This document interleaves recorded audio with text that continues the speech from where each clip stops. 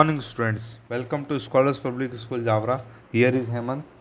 सो हम लोग हमारा चैप्टर जिसका नाम था कंपोनेंट्स ऑफ फूड, जो कि हम अच्छे से पढ़ रहे थे।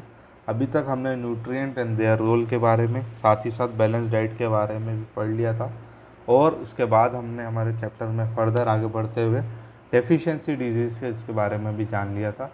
अब हम डेफिशिएंसी डिजीज़ के अंदर आगे बढ़ेंगे, जो कि आज हमें पढ़ना है डेफिशिएंसी डिजीज़ बाय विटामिन्स, साथ ही साथ डेफिशिएंसी डिजीज़ बाय मिनरल्स। ठीक है, और यही हमारा इस चैप्टर का आखिरी पार्ट होगा। इसके बाद हम क्वेश्चन आंसर साथ ही साथ बुक एक्टिविटी करेंगे।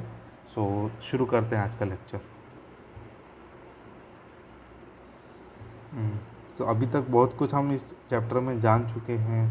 अभी साथ में हम लोगों ने लास्ट चैप्टर में फूड सोर्स के बारे में, जैसे प्रोटीन और प्रोटीन एंड कार्बोहाइड्रेट्स की वजह से होने वाली बीमारियों के बारे में जाना था।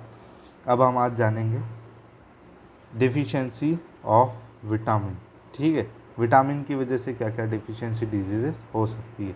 तो देखिए, विटामिन ए की वजह से, मेनली विटामिन ए की वजह से बीमारी कौन सी होती है? Night blindness. अब इसके सिम्टम्स क्या होते हैं? सिम्टम्स मतलब क्या होते हैं कि उसके असर, या फिर हम जैसे बोल सकते हैं वो कैसे उसके लक्षण होते हैं। तो ठीक है, तो dryness of ice, I dry हो जाती है, साथ ही साथ पुअर विज़न हो जाता है, दिखना थोड़ा सा कम हो जाता है। तो ऐसी कंडीशन को हम क्या बोलते हैं? Night blindness. अब इसे ठीक कर रहे कैसे? सो ग्रीन लीफी वेजिटेबल्स, यानी हरी पत्तेदार सब्जियां खानी है। साथ ही साथ आपको गाजर, पपीता, milk, egg yolk and mangoes. So आप अगर इस टाइप का फूड कंज्यूम करते हैं, तो जिसके अंदर अगर ये बीमारी नाइट ब्लाइंडनेस है, तो वो ऑटोमेटिक ठीक होना शुरू हो जाएगी। साथ ही साथ आपको ध्यान रखना है कि किस वजह से होती है। सो विटामिन ए की वजह से। विटामिन बी 1, अब ये बी 1 क्यों लिखा हुआ है, ये थोड़ा ध्यान देने की बात है, क्योंकि हम पढ़ चुके हैं कि विटामिन बी के बहुत सारे टाइप होते हैं, विटामिन बीटा 1, बीटा 2 ऐसे। सो यहाँ पर सिर्फ बी 1 की बात कर रहे हैं। बीमारी का नाम है बेरीबेरी। सो इसके अंदर क्या होता है कि पुअर ग्रोथ ऑफ बॉडी अच्छे से ग्रो नहीं कर पाती है।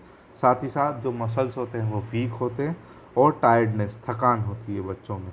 सो देखिए, आप यहाँ फ़ोटो देख रहे होंगे बच्चों का, जो कि थोड़े से पुअर ग्रोथ है जिनकी। तो ऐसी कंडीशन में क्या करा जाए, कौन सा फूड हमें कंज्यूम करना चाहिए ऐसे विटामिन को पाने के लिए?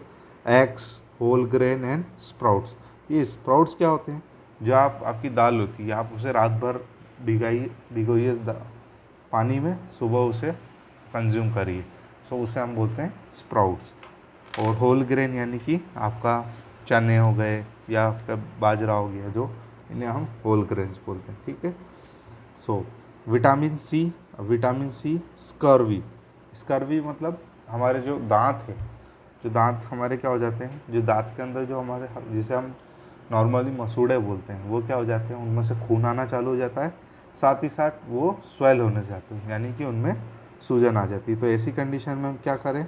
सो उसे ठीक करने के लिए हम आंवला का कंज्यूम कर सकते हैं, oranges, lemons, tomatoes and apples.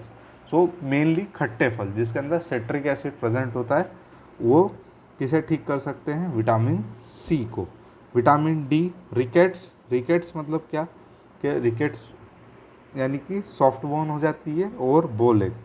यानी देखिए, आप यहाँ फोटो में देखेंगे इस बच्चे के जो पैर है वो थोड़े से बो टाइप के हो गए। बो यानी कि तीर टाइप, यानी हल्के से टेढ़े हो गए हैं। और साथ ही साथ इनकी बोन्स बहुत हल्की हो, मतलब सॉफ्ट हो जाती है, जिसकी वजह से बीमारी होती है ये। तो ऐसी कंडीशन में हम क्या करें?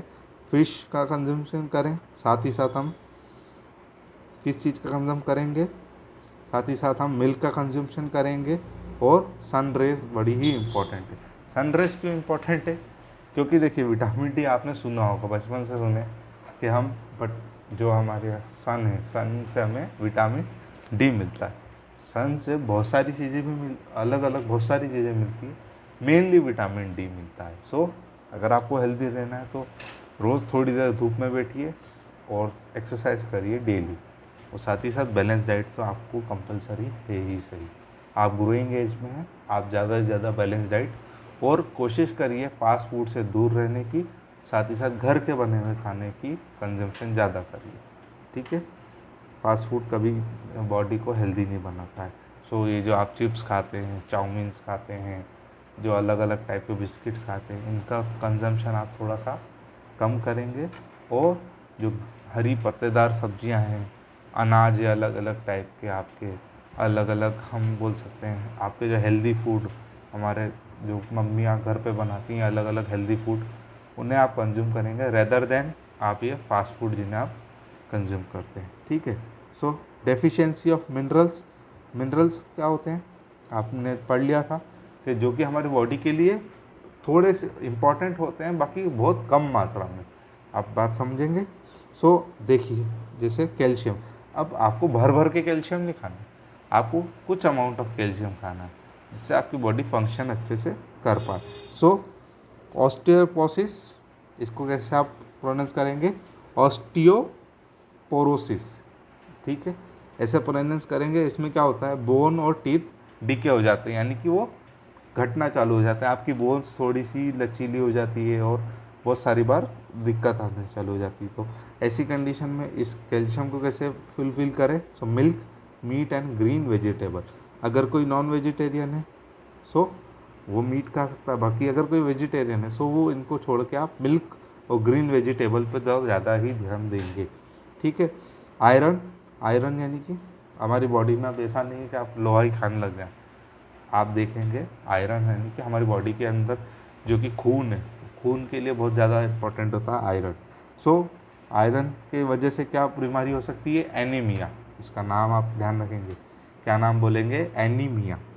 सो क्या सिम्टम्स है इस बीमारी के, सो थकान, वेट का अचानक से घट जाना, साथ ही साथ swelling in hands and feet, हाथों में सूजन या पैरों में सूजन, ऐसी कंडीशन को हम क्या बोलेंगे, एनीमिया।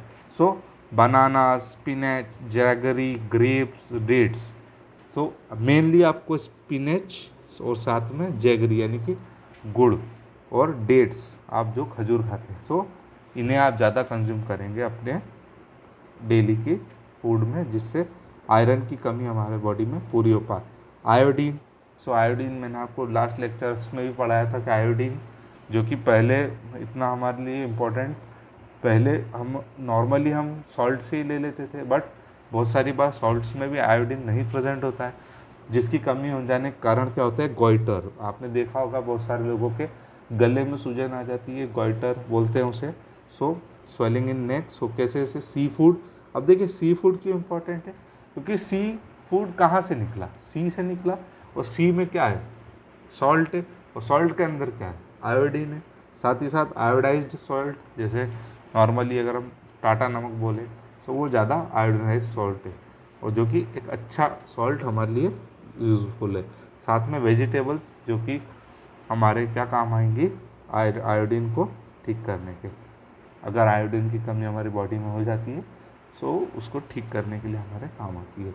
सो ऐसा नहीं है कि जितनी भी डिफिशिएंसी डिजीज़ेज है ये ठीक नहीं हो सकती, ये 100% ठीक हो सकती है, बट आपको सिर्फ बैलेंस डाइट लेनी है। साथ ही साथ आपका जो मील है उसके अंदर जो सारे न्यूट्रिएंट्स है वो करेक्ट प्रोपोर्शन में होने चाहिए। इतनी बात आपको समझ में आई। आई होप आपको इस चैप्टर को समझने के बाद बहुत कुछ खाने के बारे में जानने को मिला होगा।